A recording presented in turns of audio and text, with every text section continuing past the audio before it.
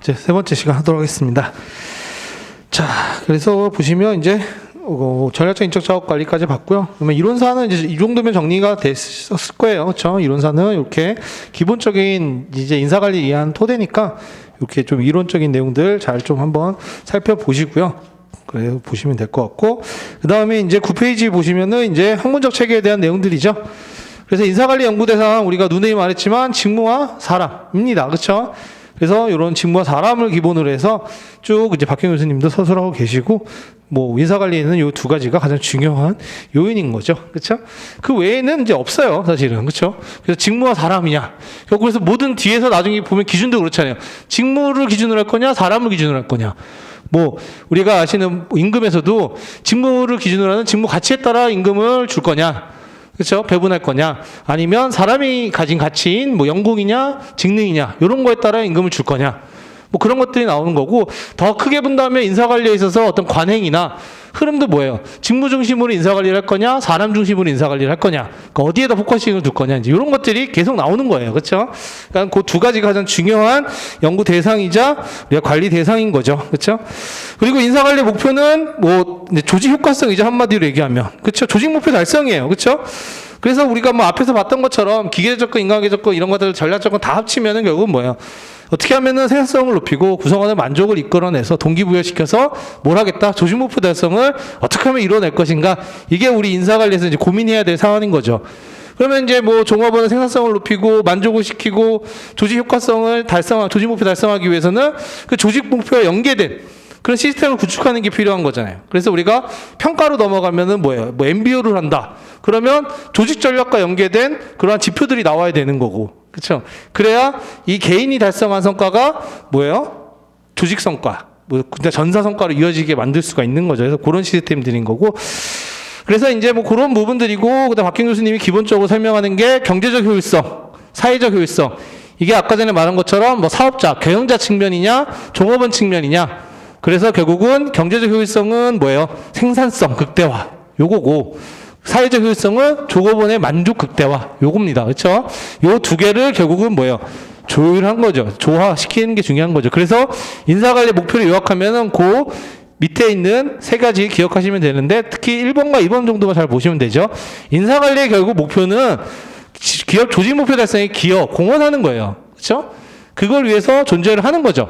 그러니까는 경영의 개별 기능들이 다 마찬가지입니다. 뭐 마케팅이든 생산이든 재무든 다 뭐예요? 결국은 조직 목표 달성을 위해서 얘네들은 다 같이 기여를 하고 공헌을 해야 되는 것들이죠. 그렇죠?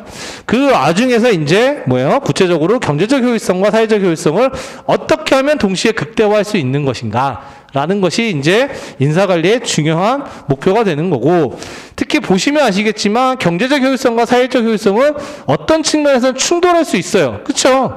그러니까 생산성을 너무 올리는 걸 추구하다 보면 종업원들이 불만족하고 이런 문제가 발생할 수도 있고, 종업원의 만족만 너무 생각하다 보면은 뭐예요? 생산성이 떨어질 수도 있고 그런 거잖아요. 그렇죠? 그러니까 결국은 이런 두 목표를 어떻게 균형적으로 추구할 것인가 라는 게 결국은 우리 조정식 이게 문제인 거죠. 그래서 예를 들어서 우리가 뭐 주 52시간 문제가 나왔을 때도 결국 그런 거죠. 그러니까는 주 52시간 근로시간을 줄여서 종업원의 만족도는 당연히 올라가겠죠. 근데 기존과 대비해서 어때요?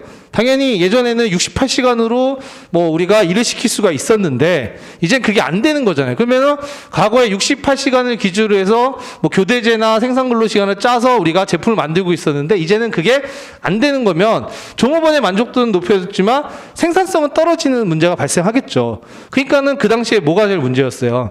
기업들이 제 고민이 근로시간이 주는 만큼 생산성을 어떻게 기존과 똑같이 유지할 거냐, 아니면 그걸 더 높일 거냐, 요게 고민이었고, 그러기 위해서 이제는 뭐 일하는 방식을 바꿔야 된다, 이런 논의가 나온 거죠. 그러니까 과거처럼 근로시간 길이로 일을 하는 시대는 이제는 갔다. 그러니까 예전처럼 뭐예요? 오래 앉아서 다들 그런 거죠. 옛날 분들은 뭐예요? 퇴근 시간 이후에도 책상에 앉아서 이렇게 일을 하고 있으면 김대리 열심히 일하는군. 그렇죠? 뭐 이런 관점이었단 말이에요, 옛날에는. 그렇죠? 이제 그런 시대는 아니라는 거죠. 이제 그런 길이가 중요한 게 아니라 8시간을 근무하도 과거에는 뭐예요? 중간에 동료들과 잡담도 하고 담배 피러도 가고 커피 타임 갖고 옛날엔 그랬단 말이에요. 그렇죠? 근데 이제 그런 거 줄이고 정말 일에만 집중할 수 있고 그 안에서 우리가 질을 더 높일 수 있는 일하는 방식이 더 중요한 진 거죠. 그러면서 이제 뭐 재택근무 얘기가 나온 거고 뭐 이제 이런 것들이 그런 차원에서 다 나오는 겁니다. 그렇죠? 모든 게 다 그런 게 사회에서 오는 거라고 보시면 돼요. 그렇죠? 그 다음에 인사관리 기능적 차원에 대한 것들 그냥 학계평 보유방에 대한 설명이니까 한번 쭉 보시면 되고요. 그래서 10페이지 넘어가시면 이제 인사관리 기능적 차원을 구성하는 재활동들, 그러니까 학계평 보유방들이 뭐예요? 직무 중심으로 서로 톱니바퀴처럼 밀접한 관계로 연결되어 있어요. 즉 뭐예요? 직무를 중심으로 학계평 보유방이 돌아가는 거죠. 이거는 다른 말로 하면 뭐예요? 직무 중심의 인사관리가 되는 거예요. 그렇죠? 사람 중심의 인사관리는 직무가 아니라 여기에 사람이 들어오는 거예요. 그래서 그 사람이 어떤 사람이냐에 따라서 일을 맡기기도 하고 그 일을 바꾸기도 하고 막 이런 식인 거예요. 그렇죠? 그러니까 항상 예를 드는 게 이거죠. 어떤 사람이 회계사이면서 마케팅 도 해요. 그러니까 뭐 회계사 출신인데 그러면 너 회계도 하고 마케팅도 해? 그러면 마케팅 회계 직무를 만들어서 주는 거야. 근데 둘 다 할 수 있으니까. 근데 여러분 마케팅과 회계는 직무적으로 보면 하는 일들이 완전 다른 거죠. 별개의 직무란 말이에요. 그렇죠? 그러니까 직무 중심의 인사관리에서 상상도 할 수 없는 일이에요. 그러니까 뭐 유사한 직무면 모르겠죠. 뭐 예를 들어서 마케팅인데 국내 마케팅, 해외 마케팅으로 더 세분화시킬 수도 있지만 어쨌든 마케팅이라는 본질은 같으니까 뭐 그런 거를 겸유할 수는 있겠죠. 근데 뭐 마케팅과 뭐 회계 뭐 이런 직무 아예 별다른 직무가 붙을 수도 있는 게 극단적으로 얘기하면 사람 중심의 인사관리예요. 그렇죠? 근데 직무 중심의 인사관리는 그게 아니죠. 먼저 직무를 세우는 거예요. 그러니까 우리 회사의 조직 내 직무는 A 직무, B 직무, C 직무가 있고 A 직무는 이런 일을 하고 이 직무에 적합한 자격 요건은 이러한 뭐 경력과 학위와 경력이 필요해. 이런 걸 먼저 정의를 싹 다 하는 거죠. 그게 뭐예요? 직무 분석. 그러고 나서 뭐예요? 거기에 가장 잘할 수 있는 사람을 뽑거나 배치시키거나 아니면 그 직무를 하고 있는 사람을 거기에 맞는 자기 요건들을 보고 교육 훈련시키거나 이런 식으로 돌아가는 게 바로 직무 중심의 인사관리의 기본적인 개념이에요.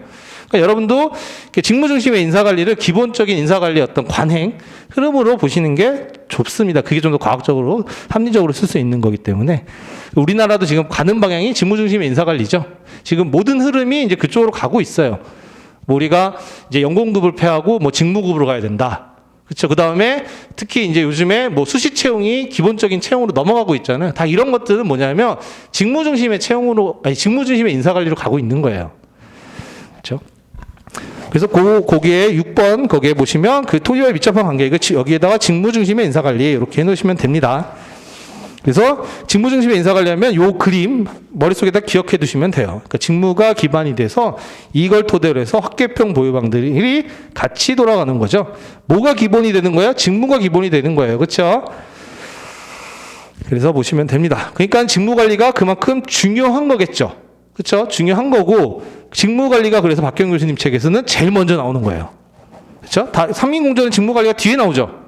그렇죠? 물론 이제 뭐 직무관리가 그렇다고 그 3인공조에서 덜 중요하냐 그건 아닌데 그 편제만 봐도 그런 거라고 보시면 돼요. 그러니까 직무가 먼저 쓰고 그리고 나서 사람에 대한 것들이 맞춰지는 겁니다. 그러니까 테일러도 뭐예요? 가장 먼저 했던 과학적 관리법이 과업에 대한 것들을 연구를 했단 말이에요. 그렇죠? 그게 뭐예요? 어떻게 보면은 초기에 직무 분석이란 말이죠. 그렇죠? 그러면서 이제 거기에 그러니까 서양은 기본적으로 직무 중심의 인사관리일 수밖에 없는 거예요. 시작부터가 그랬으니까. 그렇죠? 자, 그렇게 보시면 되고 그 다음에 관리적인 차원이라는 거는 우리가 프로세스 관점에서 본다 그러면 이제 관리, 매니지먼트라는 거는 계획하고 실천하고 통제하는 과정으로 이루어지는 거죠. 그렇죠? 그래서 플랜 두시가 나옵니다. 그래서 이게 뭐 관리적 차원에 대한 내용이기도 하지만 여러분이 만약에 어떠한 인사관리에서 뭐 절차에 관련된 문제가 나온다 그러면 그냥 플랜 두시의 관점으로 보셔도 돼요. 그렇죠? 그러니까 예시를 들었지만 뭐 예를 들어서 어떤 절차를 물어보는 문제가 나왔어요. 뭐 이렇게 무슨 문제가 나오면서 그 중에 하나의 논점으로 뭐 개념, 그다음에 뭐 절차 이렇게 쓰라고 했을 때 여러분이 뭐 책에 어떤 절차들이 나와 있으면 뭐 그거를 외워서 쓸 수도 있겠지만 책에 없는 거일 수도 있단 말이에요. 그러니까 대표적으로 예전에 성과관리 문제가 나왔을 때 그 성과관리에 관련된 절차에 대한 걸 쓰는 게 나왔었어요. 그렇죠? 근데 책에 보면은 성과관리 나오지도 않죠. 그다음에 인사평가에도 보면 절차 문제는 안 나와요. 그렇죠? 그러면 어떻게 쓰지? 그냥 그럴 때 플랜드 관점에 쓰시면 돼요. 모든 행위 활동 자체가 계획하고 실행하고 통제하는 거가 기본이고, 그러면 성과 관리에 대한 뭐 절차다 그랬을 때 계획은 뭐예요? 뭐 성과의 목표를 세우고, 그 다음에 뭐 연간 뭐 지표를 설정하고 뭐 이런 것들이 계획이 되겠죠. 그런 활동들 갖다 맞추시면 되고, 실행은 뭐겠어요? 평가 실시하는 거죠. 피드백 주고 뭐 이런 것들. 그 다음에 통제는 평가가 끝난 다음에 이제 그 평가 제도의 문제점이나 뭐 모니터링을 통해서 개선점을 찾아서 반영하고, 이렇게 흘러가시면 돼요. 그렇죠? 그래서 혹시라도 절차가 막 생각이 안 난다 그러면 플랜 C를 떠올리시면 됩니다. 계획하고 실행하고 통제하고, 여기에다가 내용들을 갖다 맞추시면 돼요. 그렇죠? 물론 이제 실제로 뒤에 이제 뭐 개별적인 제도에서 절차가 나오는 내용들도 있는데, 그것도 따지고 보면 다 플랜 C예요. 근데 그거를 이제 세분화하거나 그 내용에 맞춰서 조금 이제 그 분리해 놓은 거지, 결국 큰 틀에서 보면은 플랜 C예요. 그렇죠? 그렇게 일단은 보시면 되고요. 그리고 이런 플랜드 C 관점에서 우리가 확계평 보유방에서 우리가 배우는 내용들을 좀 정리를 해보면 뭐예요? 확보에서는 계획활동에 해당하는 게 수요와 공급 예측이죠. 그래서 그 다음에 실천활동은 모집 선발. 그러니까 사실은 실천활동은 다 중요하고요. 왜냐하면 이게 이제 기본적인 거니까. 그렇죠? 근데 이제 계획활동과 통제활동 중에서 조금 이제 중요하게 다루는 것들이 몇 개가 있어요. 그래서 교과서에도 보면 분량이 그 부분이 많죠. 대표적인 게 인력 확보에서 뭐예요? 수요와 공급 예측. 요거 중요하죠. 그래서 그런 건 좀 동그라미 해놓으시고요. 그 다음에 인력 확보에서는 통제 활동도 중요한 게 하나가 있어요. 뭐예요? 선발 도구의 뭐 타당성 분석, 뭐 신뢰도 분석 이런 것들 있죠. 선발 도구에 대한 평가. 그게 통제 활동에 대한 내용이잖아요. 근데 우리가 책에서 많이 배우고 시험에 자주 출제되죠. 그러니까 확보가 중요한 거예요. 그러니까 보상 평가 다음에 뭐예요? 확보라고 항상 얘기하죠. 탑3. 그러니까 얘네들은 중요할 수밖에 없어요. 그렇죠? 그 다음에 인력 개발 측면에서는 보시면 뭐 계획 활동 중에서 좀 중요한 게 뭐예요? 교육 훈련 필요성 분석. 요거는 단문으로도 나올 수 있는 거고, 이 계획 파트에서 인력 개발 측면에서 나오는 거죠. 그 다음에 통제 활동에서 중요한 거는 교육 훈련의 효과 분석. 요거 중요하죠. 근데 이건 나왔어요. 출제됐어요. 작년에 출제됐죠. 완벽하게 이 부분에 대해서는 다 출제됐기 때문에 향후 당분간은 교육훈련 평가는 뭐 극단적으로 얘기하면 안 보셔도 돼요. 안 보셔도 됩니다. 그 세 가지를 다 물어봤기 때문에 뭐 그거는 그냥 여러분 이런 개념이 있다 정도만 잘 알듯이 뭐 딥하게 단문 정도로 준비하실 필요는 없습니다. 그렇죠? 자, 그다음에 보상에서는 이제 뭐 특별히 중요한 거는 여기는 그냥 두만 되게 중요하죠. 실천 활동에 관련된 것들만 중요하고, 유지 파트에서는 뭐 당연히 이것도 실천에 대한 것들 중요하고요. 근데 방출 같은 경우도 이제 뭐 이제 감축 대책이나 그렇죠? 이직 관련된 것, 특히 자발적 이직 이런 것들이 중요해요. 그래서 보시면 책에서 분량만 봐도 뭐가 중요한지 여러분이 나중에 보다 보면 알 수 있습니다. 그래서 아까 말씀드렸던 것들이 보면은 실행은 아니지만 계획 파트에서 굉장히 많은 분량으로 많은 내용들이 나오고 하는 부분들이 바로 거기에요. 그렇죠? 그래서 그런 부분들 우리가 뭐 어떤 위치에 있는지만 잘 보고 보시면 됩니다. 자, 그 다음에 이제 11페이지에서 보시면 이제 우리 교과서에는 없지만 이제 그냥 조금 이제 관련돼서 봐야 되는 건데, 이게 인사감사가 제가 기억으로는 이게 두 번 출제됐어요. 두 번 출제됐는데, 네, 아주 초기에 출제됐죠. 인사감사가 아주 초기에 출제됐습니다. 근데 이제 뭐 이렇게 예전에 그런 출제됐기 때문에 뭐 안 나오리라는 법은 없어요. 안 나오리란 법은 없는데, 근데 뭐 요즘은 좀 이제 뭐 출제하기에는 조금 애매하긴 한데, 그래도 요즘은 뭐 이제 인사에 대한 이런 감사 이런 것도 있기 때문에 봐둬야 될 하나의 이슈이긴 합니다. 그렇죠? 쉽게 말하면 그런 거예요. 우리가 뭐 회계 감사 같은 것들 봤잖아요. 그렇죠? 그러니까는 우리가 회계 감사, 외부 감사 같은 경우가 있는데, 그러니까는 이제 상장된 기업이나 어쨌든 자산 총액이 500억이었나? 500억 이상, 뭐 매출액이 500억 이상 이런 기업들은 필연적으로 반드시 법에 따라서 회계법인을 통해서 외부 감사를 받아야 돼요. 그렇죠? 그 법이 있기 때문에 회계법인이 대형화될 수 있는 거고, 회계법인이 그렇게 클 수가 있는 거예요. 왜? 법에 따라서 그 정도 되는 기업들은 외부 감사를 무조건 받아야 되는 거예요. 의무적으로. 그러니까 그 시장 자체는 뭐예요? 법에 의해서 배타적으로 완전히 고정된 시장인 거잖아요. 그러니까 그 파이가 되게 커요. 그렇죠? 그래서 이 정도, 그러니까 그 기준이 자산총액 500억, 그 다음에 매출액 500억 이상이니까 그 큰 기업들 웬만한 거 다 들어갑니다. 그래서 꽤 큽니다. 그러니까는 회계법인 같은 경우는 대형화가 되는 거고, 그래서 우리 뭐 3대 회계법인 있잖아요. 뭐, 그 다음에 그 KPMG, 그 다음에 뭐 이렇게 3일, 뭐 이런 것들에서 있는 것처럼 대형화 가능한 거고, 그래서 좋습니다. 그래서 좋죠. 우리도 이제 이런 것들이 되면 좋은데, 그래서 우리는 뭔 얘기가 나오냐면 노무감사. 그러니까 노무감사를 뭐 법제화하는 뭐 그런 내용들이 있어요. 그러니까 근로기준법이나 이런 것들 잘 준수하고 있는지에 대한 감사라는 것들을 법제화해야 될 뭐 그런 내용들이 논의는 되지만 쉽지는 않죠. 그렇죠? 그래서 쉽게 말하면 이제 근로감독관들이 그러니까 관할 이제 사업장 내에 이제 근로기준법이나 이런 것들을 잘 지키고 있는지 이제 정기감독 같은 거 나가잖아요. 그러니까 그런 것들을 쉽게 말하는 노무법인이 이제 뭐 매딘 이상이거나 이제 이러면 할 수 있도록 뭐 이제 이런 것들을 뭐 법제화 하려는 노력이 있어요.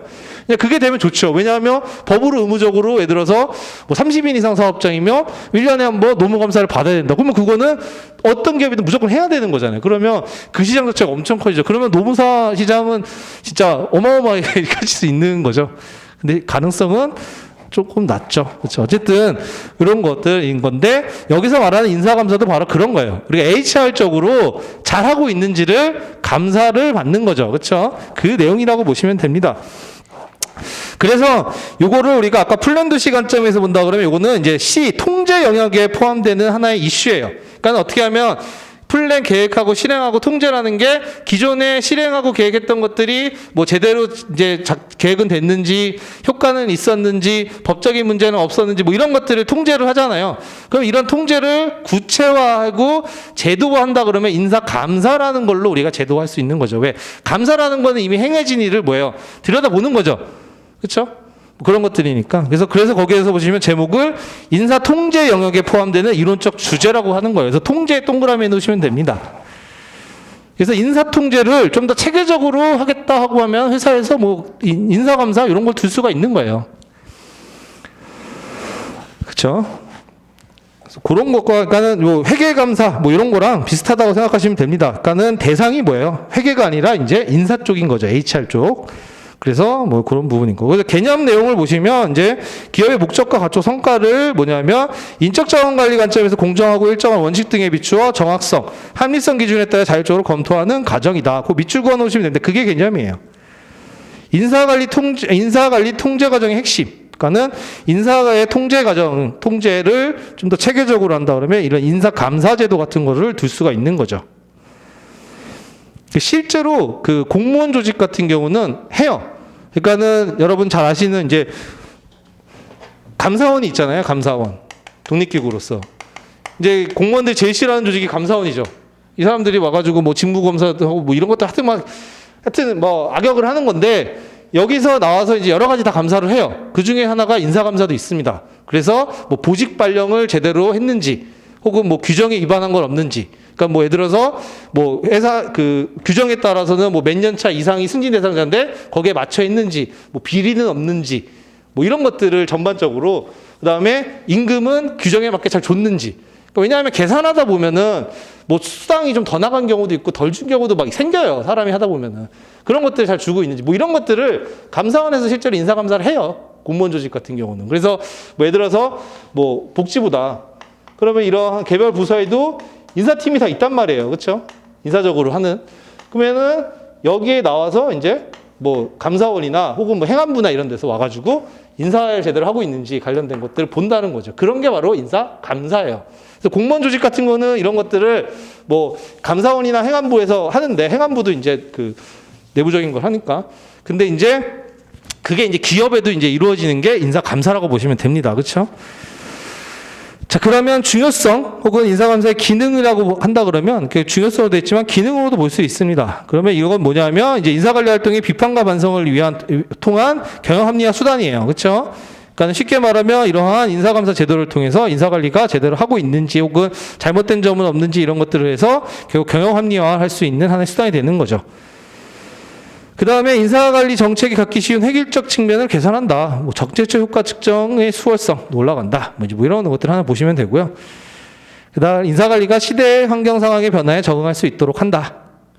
그 다음에 뭐 인사관리에 있어 선행적인 접근을 위해 필요하다. 그렇죠? 이런 부분들이 이제 중요성 하나의 기능입니다. 여기에 좀 더 추가한다면 그런 것도 있어요.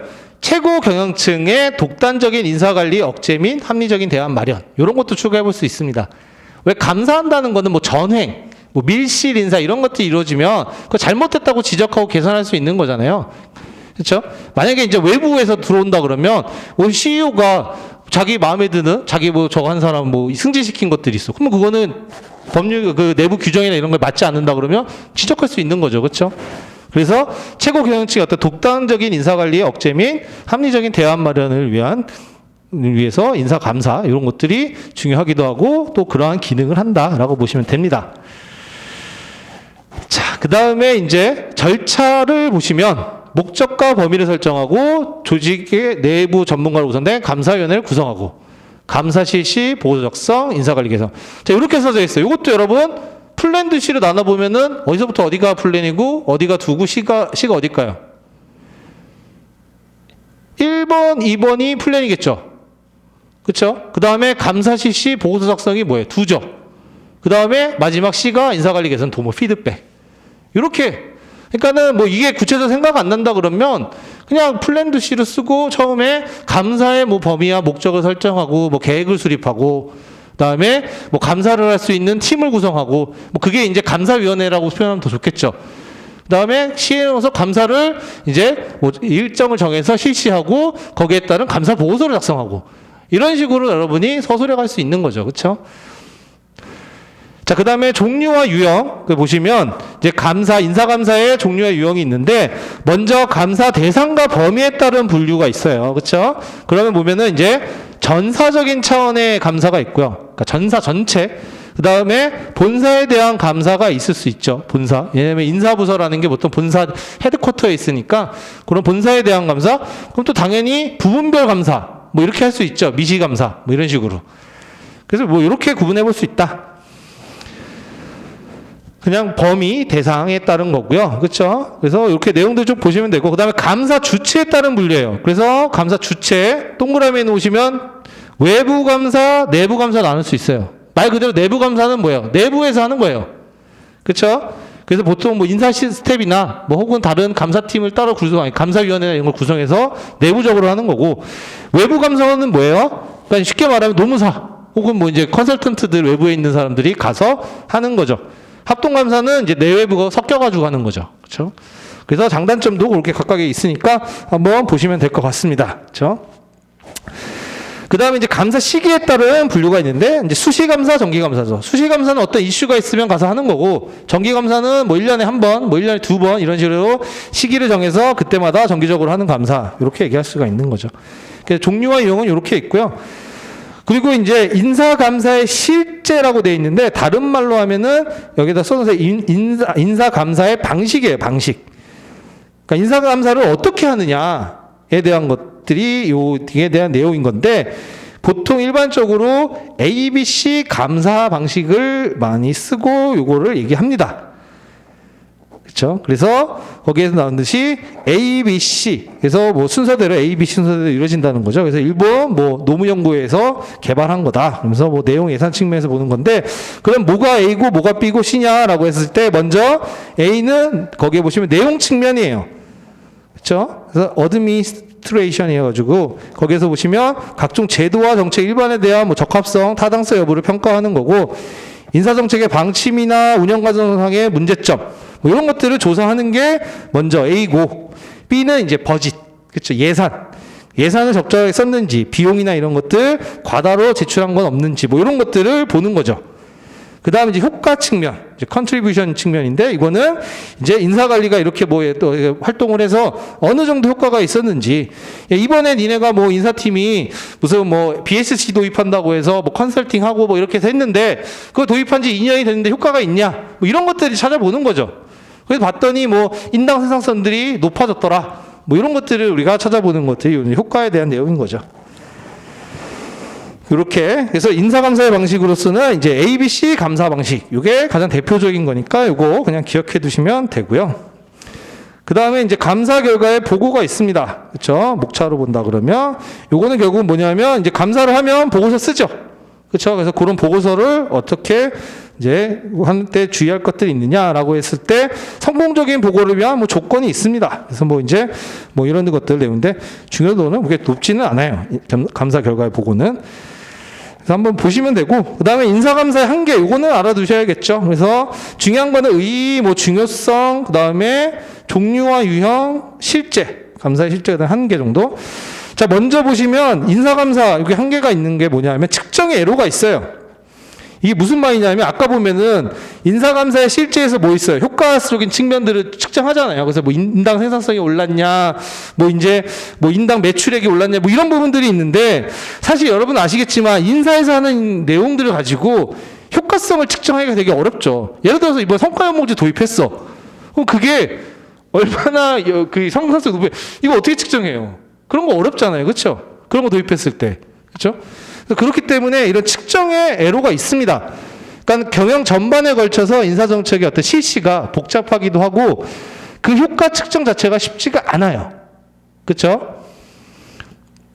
그러니까는 그 효과 측정 자체가 쉽지 않은 내용들이 주로 되어 있기 때문에 이거를 어떻게 수치화하거나 계량화하기가 쉽지 않습니다. 그게 인사의 가장 큰 애로사항이죠. 그렇죠? 그래서 그런 내용이 있고, 그 다음에 평가의 주관성이 당연히 문제될 수 있겠죠. 왜? 감사 들어오는 사람이 어떤 마음을 하느냐. 내 평소에 인사팀이 하는 행동들이 마음에 안 들었어.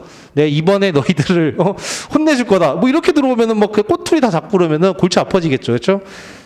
그리고 평가의 주관성.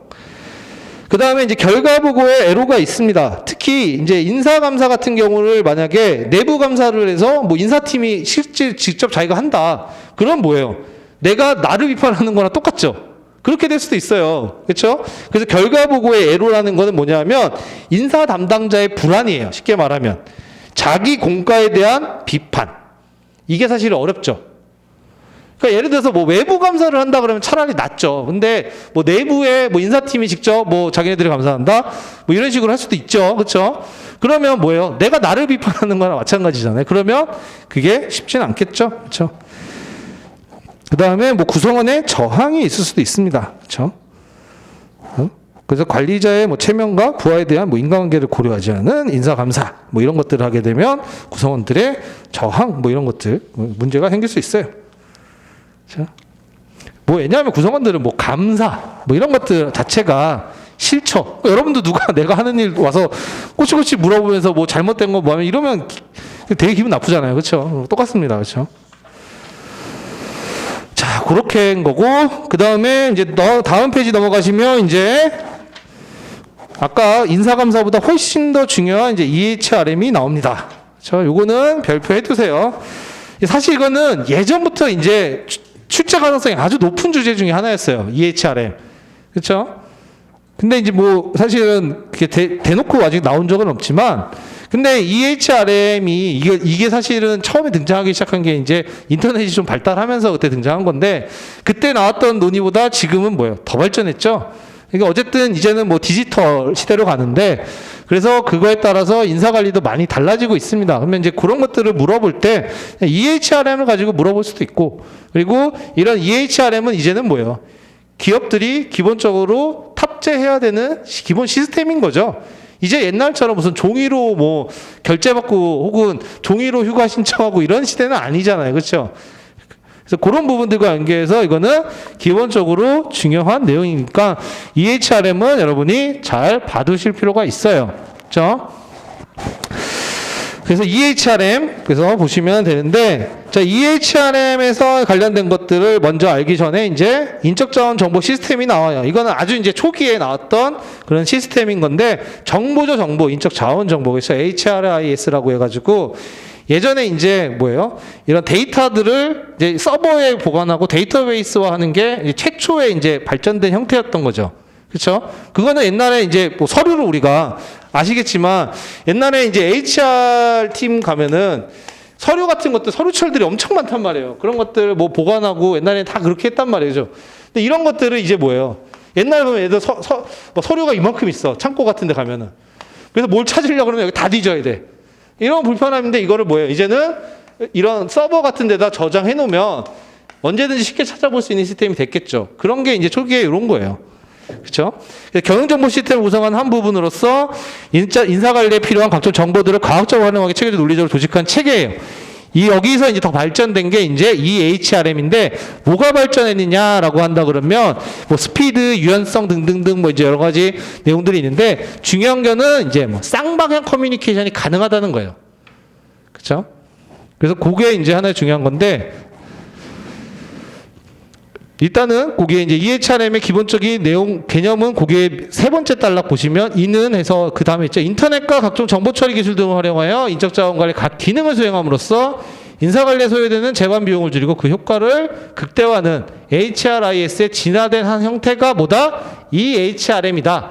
그리고 여기서 진화됐다는 거의 가장 큰 특징이 뭐냐? 쌍방향 커뮤니케이션을 할 수 있다는 거죠. 그렇죠? 그게 이제 하나의 핵심인 내용이에요. 그렇죠? 그래서 요거 개념, EHRM 하는 개념은 잘 받으시면 될 것 같고, 자, 그러면 이러한 EHRM의 목적 혹은 기능이 뭐냐라고 했을 때, 인사관리 합리화에 기여할 수 있어요. 그렇죠? 비정형적 요소가 상대적으로 많은 인사관리를 시스템화해서 과학적인 과정으로 유도할 수 있죠.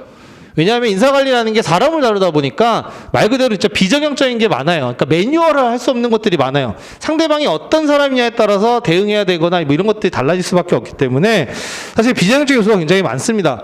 근데 이런 비정형적인 요소는 우리가 시스템화하기가 되게 어려워요. 그렇죠? 시스템이라는 건 뭐예요? A 값을 넣으면 B 값이 나오고 뭐 이런 식으로 해서 그 논리에 막 딱딱딱 뭔가 나와야 되는데, 우리가 사람을 상대하면 다르잖아요. 항상 뭐 A를 누구한테든 주면 B가 나오는 게 아니란 말이에요. 어떤 사람은 C가 나올 수도 있고, 어떤 사람은 뭐 D가 나올 수도 있고, 뭐 이러한 요소들이 되게 많아요. 근데 이제 이런 시스템화 하려고 그러면 이제 그런 것들을 조금 더 과학적으로 합리적으로 연구해서 좀 개발을 시켜야 될 필요가 있는 거죠. 그래서 인사관리 합리화에 이런 것들을 기여할 수가 있고, 그 다음에 인사관리의 전체적인 최적화에 기여합니다. 그렇죠? 그러니까 학교평 보유방이나 이런 인사관리에 관련된 제반 시스템이 다 온라인 디지털화돼서 쌍방향으로 구현은 되니까 거기서 굉장히 최적화나 이런 것들이 이루어지기 더 쉽죠. 더군다나 그거를 뭐 전사적인 전략과 혹은 뭐 시스템과 연계시킨다 그러면 더 이제 그런 것들이 훨씬 더 효율적으로 될 수 있죠. 그 다음에 세 번째, 인사관리에 급변하는 경영관계에 능률적으로 대응할 수 있도록 한다. 그렇죠? 경영관리 고도화, 능률화에 기여한다. 이런 것들이 중요한 기능이나 목적이라고 볼 수 있습니다. 그렇죠? 자, 이런 EHRM의 발전 과정을 보게 되면은 먼저 처음에는 초기 단계, 그러니까는 기존 HRS의 중심으로 종업원 셀프 서비스 개념을 도입하는 혹은 적용하는 단계다. 종업원의 셀프 서비스 개념 밑줄 그어 놓으시고, 다른 말로 하면 인사관리의 DB 작업이라고 적어 놓으시면 돼요. 쉽게 말하면. DB가 뭐예요? 데이터베이스죠?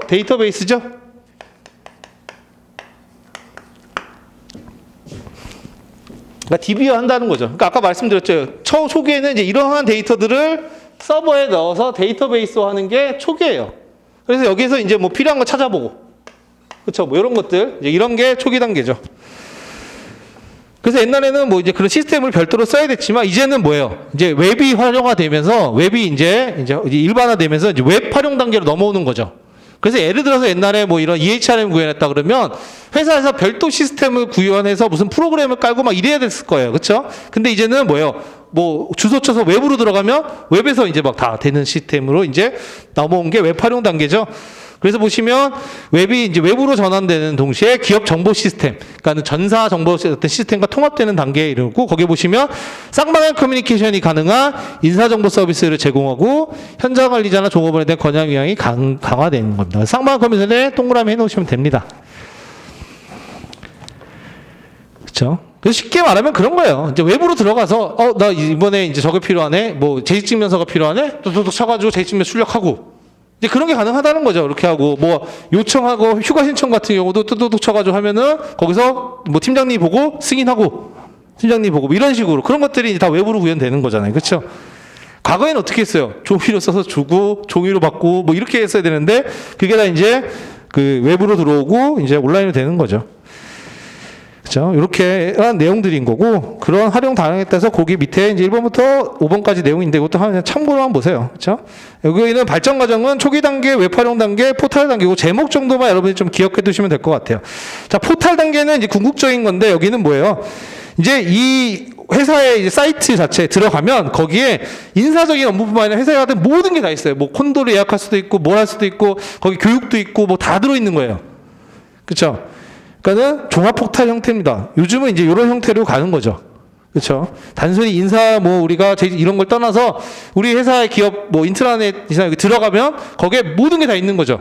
뭐 동아리도 이제 뭐 모으는 것도 있고 뭐 그것뿐만 아니라 정보 뭐 출력할 수도 있고 뭐 하여튼 그 모든 것들이 다 포털 단계인 게 이제 그런 내용들이에요. 그래서 인사 업무뿐만 아니라 회사 내 생활 업무 수행에 필요한 종합적인 정보나 서비스를 제공하는 종합 포털 형태다. 그래서 이게 결국 EHRM이 지향해야 할 장기적인 방향인 거죠. 그래서 오늘날은 사실 뭐 포탈 단계에 거의 다 왔죠, 사실은. 이게 나왔을 단계는 이제 그때 논의 때는 이제 그런데 그렇긴 합니다. 어쨌든 이렇게 발전 과정이 되어 있고, 자, 그 다음에 좀 중요한 거는 뭐냐면 기존 인사정보 관리와 EHRM 차이점이에요. 자, 기존 인사정보 관리 체계는 뭘까요? 우리가 이제 이런 디지털과 이런 것들 이용하는 게 EHRM이잖아요. 그러면 기존은 뭘까요? 기존은 페이퍼. 페이퍼. 이렇게 구분해 볼 수가 있어요. 그렇죠? EHRM이 이제 인터넷 이런 것들 디지털 기술 활용한 거라면 과거에는 뭐예요? 페이퍼. 이거 생각하시면 됩니다. 그래서 기존 정보 인사 관리 체계라는 거는 이 페이퍼에 관련된 거에서 PHRM이라고 적어 두시고 그걸 떠올리시면 쉬워요. 종이로 주고받는 그런 걸 생각하시면 됩니다. 그래서 이제 관리 대상 차원에서 본다 그러면 이제 우리가 종이로 주고받고 그러면은 개별을 할 수가 없어요. 왜냐하면 그 사람들 뭐 예를 들어서 우리 조직에 10,000명이야. 그러면 그거 어떻게 뭐 다 일일이에요. 그러니까 집단 차원에서 효율적으로 할 수밖에 없죠. 그래서 관리 대상이 집단 차원 위주로 움직일 수밖에 없습니다. 근데 이제 온라인 디지털이 되면 뭐예요? 개인 차원. 여러분도 요즘 뭐예요? 요즘 인터넷이나 이런 데 사이트 들어가면 개인화 서비스가 다 되죠. 그래서 특히 유튜브 뭐예요? 유튜브 여러분 들어가 보시면 뜨는 동영상들이 다 뭐예요? 사람마다 다르죠. 그 사람이 어떤 동영상을 많이 봤는지, 어떤 주제를 찾는지에 따라서 거기에 보여지는 그 알고리즘의 선택이잖아요. 그렇죠? 그래서 사람마다 개인화 추천해 주잖아요. 그다음에 뭐 쇼핑도 여러분이 입력을 하면 여러분이 관심 있는 거에 맞는 것들만 보여준단 말이에요. 그게 인터넷 디지털의 가장 큰 장점이잖아요. 그렇죠? 광고도 마찬가지로. 그렇죠? 그러니까 이렇게 되면은 이제 EHRM은 관리 대상을 개인 차원으로까지 우리가 미시적으로 아주 세세하게까지도 할 수 있다는 그런 내용이고요. 그 다음에 인사의 기능적인 측면으로 본다 그러면 과거에는 그렇겠죠. 자료 수집, 정보 전달 이런 게 이제 PHRM 시대는 당연히 그런 것들이었는데 EHRM은 사실 이제 이런 과거에 종이로 하고 이런 번거로운 행정 절차들이 다 이제 디지털화되면 뭐예요? 이제 수월해지죠. 그러니까 단순 반복적인 일들이 다 이제 해결이 된단 말이에요. 그러면 본연적인 기능들, 특히 전략적 인적 자원 관리 시대에서는 뭐예요? 전략적 인사 관리 이런 것들에 더 집중을 할 수 있고 더 중요해지는 거예요. 그래서 전략적 인사 관리에서 인적 자원 관리에서 중요한 하나 내용 중에 하나가 또 EHRM입니다. 그러니까 전략적 인적 자원 관리를 구현하기 위해서 이런 EHRM 도입이 필수적이기도 한 거예요.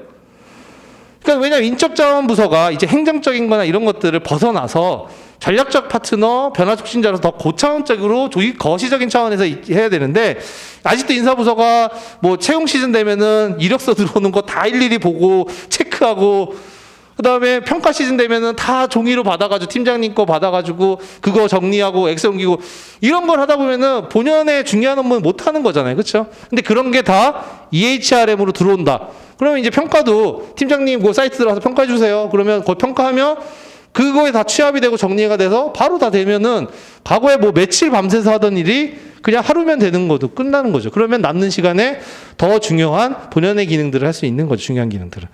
그러니까 인사 기능도 전략적 인사 관리 이런 거와 중요하게 연결이 되고요. 그 다음에 인사 담당자가 뭐 관리 주도적 수행했다 그러면 이제는 EHRM 전문적인 자문이나 지원 수행 뭐 이런 것들이 가능하고 특히 이제 인사 업무 수행 과거에는 서류 중심 시간 제약이 크죠. 그렇죠? 근데 이제는 가상 공간 뭐 시간 제약이 적죠. 그래서 요즘은 더 나가서 뭐 메타버스 진짜 좀 더 발전하면 이제 메타버스 세계로 이제 출근을 해야 될 수도 있어요. 진짜 그럴 수도 있습니다. 진짜 지금도 보면서 그런 메타버스 가상 공간에서도 부동산을 있잖아요. 파는데 목 좋은 데는 되게 비싸요. 거기에 보면 무슨 뭐 강의 보이고 막 이런 데가 있어요, 실제로. 그런 데서 이제 사무실을 진짜 구해서 글로 출근할 수도 있어요. 이제 나중에 되면은.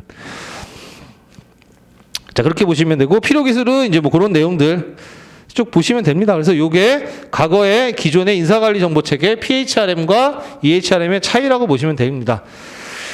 자, 그 다음에 가장 중요한 EHRM의 도입 효과죠. 다른 건 몰라도 여러분이 요거는 정확하게 보셔야 됩니다. 제일 중요한 거예요. 그렇죠? 나머지는 여러분이 뭐 생각이 안 나더라도 어떻게든 끼워 맞출 수 있는데 도입 효과 같은 경우는 잘 봐두셔야 되는 거예요. 그렇죠?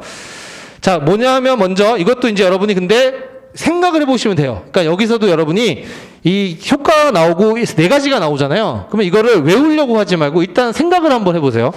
자, 인사기능 개선을 통해 비용 절감이 동그라미 해놓으시고, 자, 이거는 우리가 앞에서 비교한 거, PHR과 비교하면 뭐예요? 당연한 내용인 거죠. 과거에 종이로 주고받고 하던 거에 비하면, 이제 그런 종이 안 쓰고 한다 그러면 당연히 여러분, 뭐 온라인 기술이나 이런 거 디지털 기술 도입하면 가장 먼저 나오는 게 뭐예요? 비용 절감이에요. 과거보다 비용에 대한 것들, 특히 우리가 들어가는 비용뿐만 아니라 시간도 거기에 해당하는 거잖아요. 그런 시간도 비용으로 볼 수 있는데 다 절감이 되는 거죠. 요거는 여러분이 그냥 외우지 않더라도 EHRM, PHRM 비교를 통해 생각해 본다 그러면 당연히 알 수 있는 내용이에요. 그렇죠?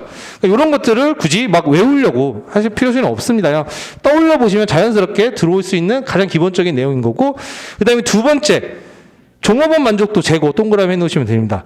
자, 이것도 여러분 한번 생각해 보시면 될 것 같아요.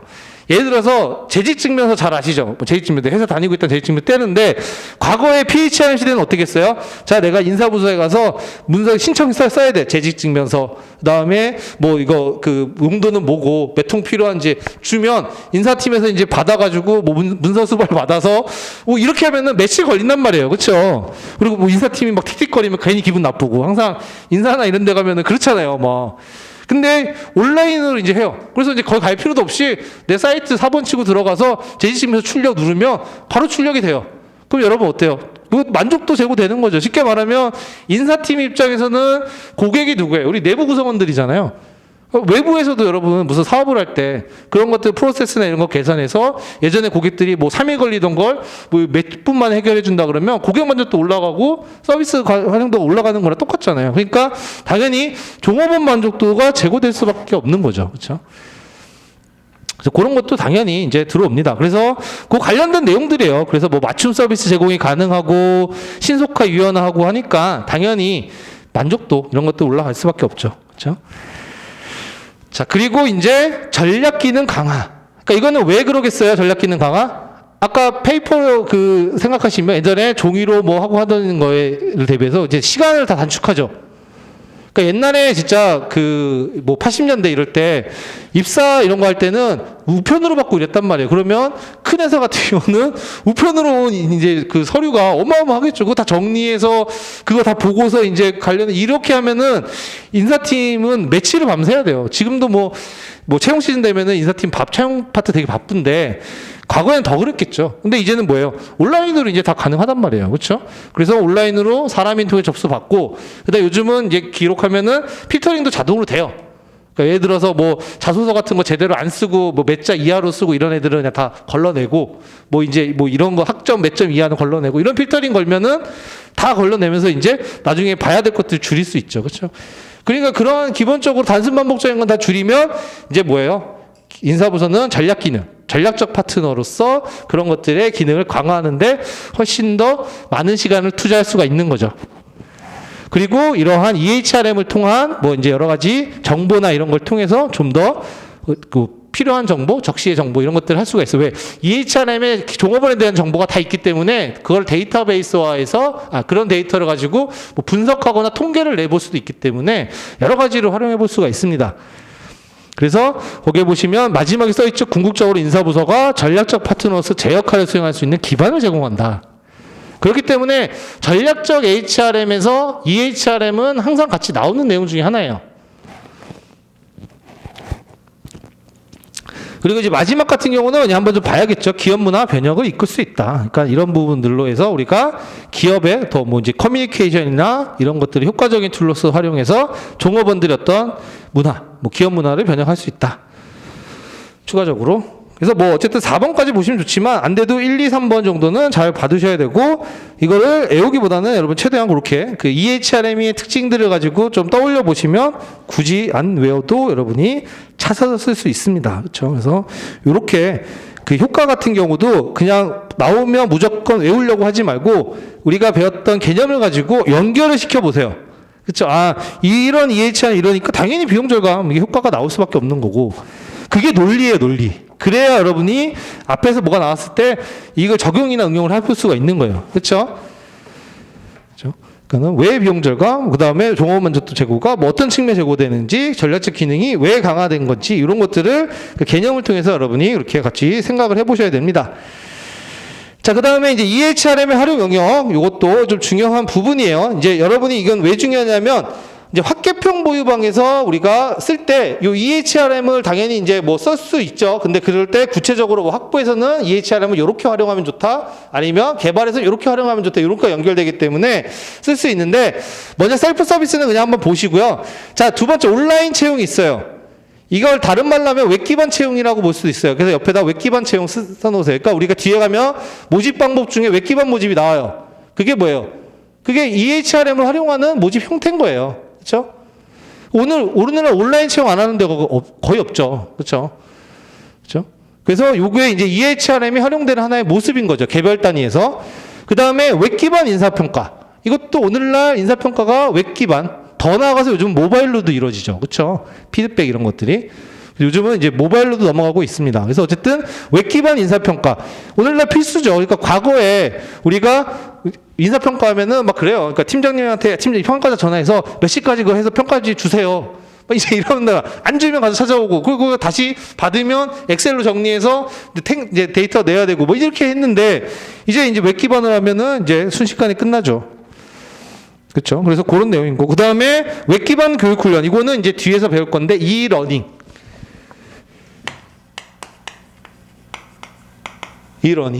그렇죠. 교육의 하나의 방법인데 당연히 요즘은 뭐예요? 이제 우리가 강의식 이런 것도 있지만 요즘은 온라인으로도 많이 하잖아요. 그렇죠. 그래서 그런 것들이 이제 이렇게 EHRM이 구체적으로 활용되는 형태입니다.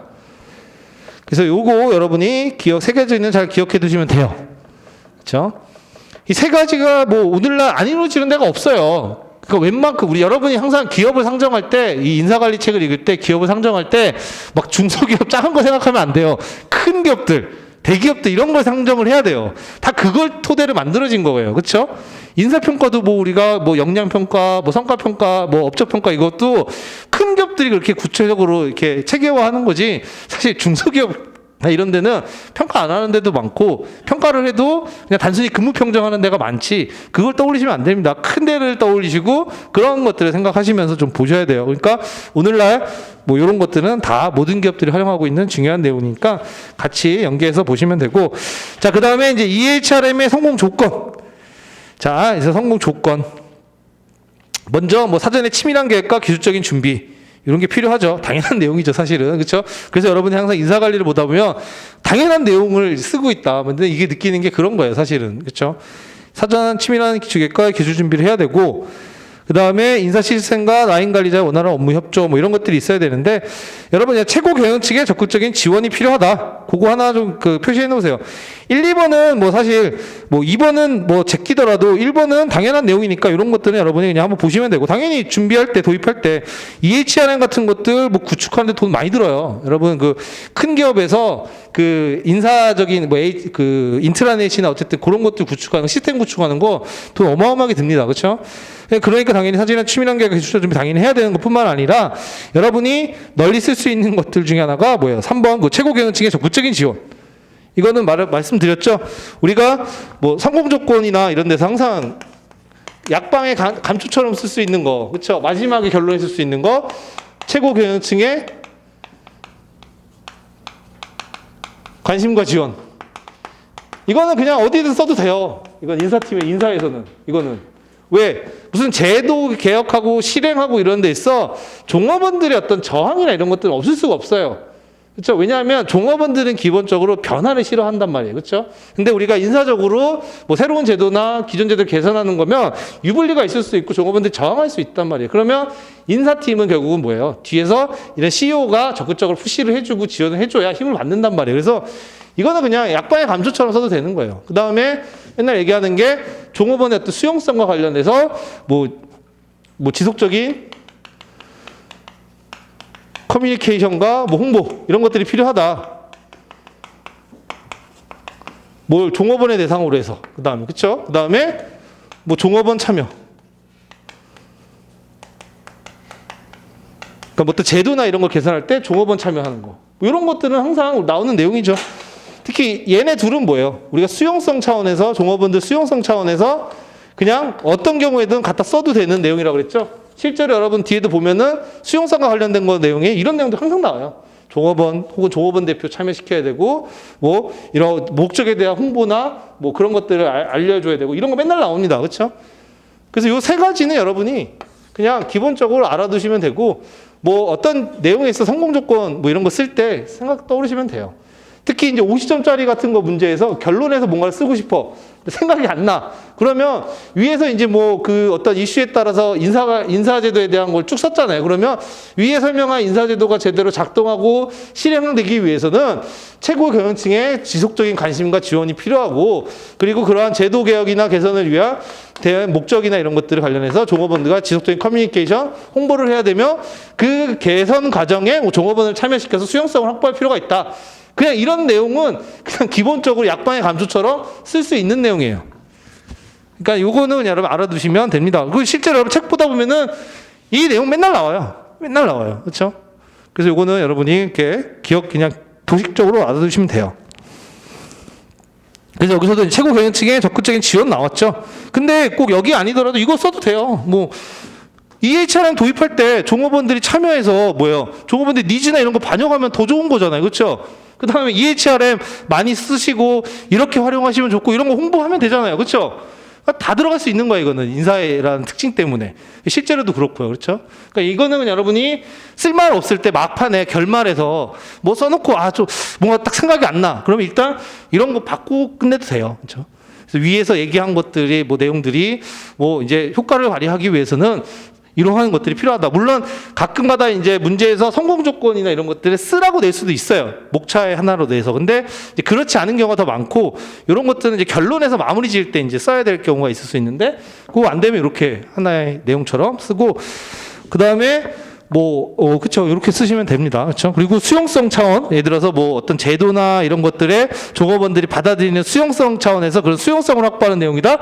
요거 내용, 항상 나오는 내용입니다. 항상 나오는 내용. 그쵸. 그쵸.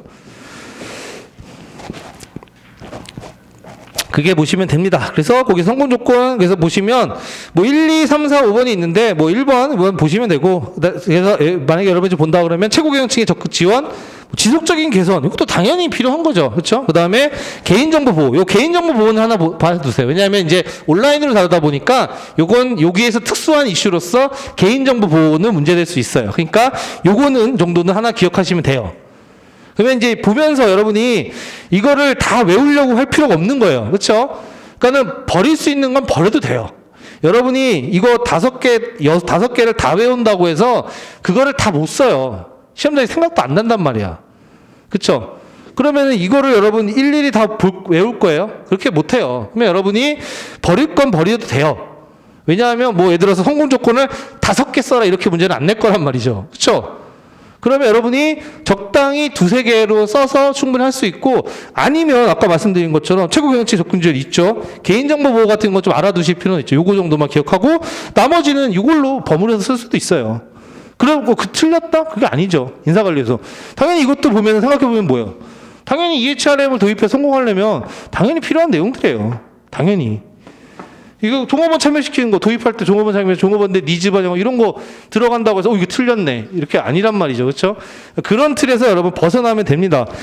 그러니까는 외울 때도 요령껏 외우는 거예요. 그렇죠? 그냥 나온 거 다 외우겠다 이러면 인사관리가 답이 없는 거예요. 그래서 그러면은 그러니까 암기에도 끝이 없고 외워도 안 외워지고 그런다고 얘기 나오는 게 그렇게 접근하기 때문에 그런 거예요. 그렇죠? 그러니까는 먼저 이런 것들을 외울 때 단문으로 외우든 뭐든 전체 큰 목차는 한번 써봐야겠죠. 뭐 의, 그다음에 발전 과정, 요거는 좀 잡아보되 그 안에 세부적인 것들에서 이제 여러분이 중요한 것들 위주로만 잘 보고 특히 중요한 내용에서 도입 효과다. 그러면 내가 이거를 뭐 2문자를 따서 외워도 상관없어요. 뭐 비용 절감, 만족도 제고, 뭐 전략기도 있으니까 뭐 비만족, 뭐 이런 걸 외워서 여러분 하시는 건 상관없습니다. 2문자.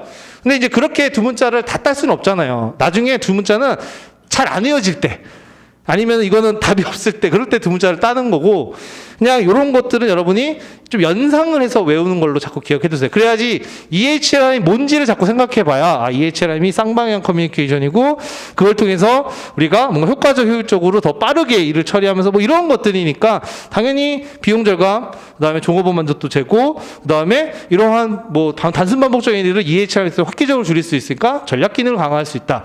이런 식으로 스토리적으로 여러분이 조금 연결해서 외우려고 외운다기보다 이해하려고 하세요. 그래야 나중에 무슨 문제가 나와도 여러분이 이걸 응용할 수가 있는 거죠. 무슨 의미인지 아시겠죠? 그렇죠? 그러니까 예를 들어서 그런 거예요. 거꾸로 해서 종업원 만족도를 제고하기 위한 인적 자원 관리 방안에 대해 서술하시오. 문제 이렇게 나왔어요. 그럼 어떻게 쓸까 막막하죠. 근데 이제 여러분이 EHRM이나 이런 걸 약간 배웠으면 그러면 EHRM에 대한 것 내용도 써볼 수도 있는 거고 거기에 이제 구체적으로 학계평 보유방에 또 이제 뭐 내용이 들어갈 수는 있겠지만 그러니까는 그렇게 외워야 나중에 응용도 가능한 거고 여러분이 다 가능한 겁니다. 그래서 이렇게 그렇게 하다 나중에 도저히 안 된다 그러면 그때는 암기를 할 수밖에 없지만 처음부터 암기를 하시면 안 돼요. 그렇죠? 또 잔소리가 길었는데 어쨌든 그렇습니다. 그래서 EHRM 중요한 주제니까 한번 잘 보시고요. 왜냐하면 얘는 그거 자체로도 중요할 수 있지만 단문으로 나올 가능성. 근데 그게 아니더라도 우리가 오늘날에 어떤 뭐 이슈가 나오든 뭐하든 그냥 EHRM을 갖다가 넣어도 되는 거예요. 왜? 오늘날 인사관리 하는데 큰 기업이나 되게 EHRM 안 하는 데 있어요? 없죠. 뭐 지금 뭐 10,000명 뭐 글로벌 조직인데 종이로 주고받고 해요? 안 하잖아요. 그렇죠? 그러니까 이거는 뭐 필요하면은 갖다가 넣을 수 있는 거예요. 그렇죠? 그럼 틀린 게 아닙니다. 이건 틀린 게 아니에요. 이건 당연히 따라가야 되는 시대적 흐름인 거고 오늘날 그보다 더 발전되어 있죠. 그렇죠? 그러니까 이거 그런 차원에서도 여러분이 알아두셔야 돼요. 그렇죠? 자, 그다음에 인사관리의 제도적인 차원 뭐 이거는 이제 뭐 말씀드렸지만 이제 박경 교수님이 쓰는 것 중에 하나가 이제 업에 따라서 그러니까 특히 말하면 이제 업의 업종에 따라서 이제 좀 인사관리 달라질 수 있다는 거죠. 그래서 이제 뭐 책에 보면은 뭐 병원도 나오고 뭐 이거 나오는데 다 필요 없고 제조와 서비스 기업 중심으로만 기억하시면 됩니다. 사실 이건 이제 50점짜리 문제인데 낼 수도 있죠. 50점짜리로. 그렇죠? 그래서 실제로 신림동에서 이제 50점짜리로 초반에 문제 될 때 이제 이런 걸로 많이 내기도 하는데 자, 이거는 이제 어떤 거냐면 결국은 제조나 서비스라는 거는 성격이 완전히 달라요. 그러니까 인사관리도 거기에 따라 달라질 수밖에 없죠. 그렇죠? 쉽게 말하면 이런 것도 전략적 인적 자원 관리예요. 그렇죠? 우리가 하는 서비스, 우리가 하는 뭐 제품 뭐 이런 것들 업종이나 이런 거에 맞춰서 적합한 형태의 인적 자원 관리 구현하는 거니까. 자, 그래서 보시면 되는데 자, 여기서도 보시면 그런 게 나오죠. 자, 제조 기업 인사 관리, 서비스 기업 인사 관리인데 거기에 따라서 우리가 학계평 보유방을 써야 돼요. 근데 먼저 뭐가 나와요? 특징이 나오죠. 특징에 동그라미 해 놓으세요. 자, 요게 하나의 요령인데 50점짜리 문제가 나오면 뭐 어떤 이슈나 이런 것들이 나오잖아요. 그러면 학계평 보유방을 바로 떠올리시면 안 돼요. 그럼 연결이 잘 안 돼. 그러니까는 어떤 이슈가 나오면 그 해당 이슈의 내용이나 혹은 특징을 먼저 떠올리는 게 중요합니다. 그게 무슨 말이냐면 예를 들어서 그런 거예요. 자, MZ세대에 관련된 뭐 문제가 나왔어.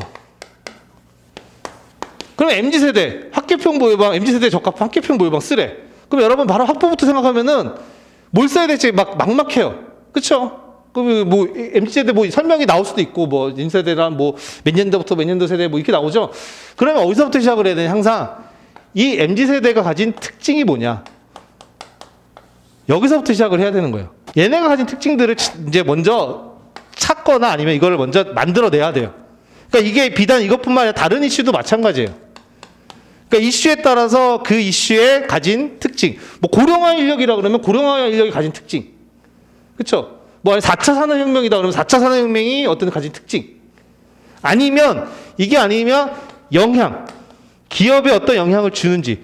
이런 것들을 먼저 떠올리는 게 중요합니다. 왜냐하면 여기서부터가 논리를 잡아가는 거예요. 예를 들어서 MZ세대의 이 특징이 뭐냐면 굉장히 뭐 자기 중심적이고 그 다음에 뭐 워라밸을 중요시한대. 이게 특징이 나오잖아요.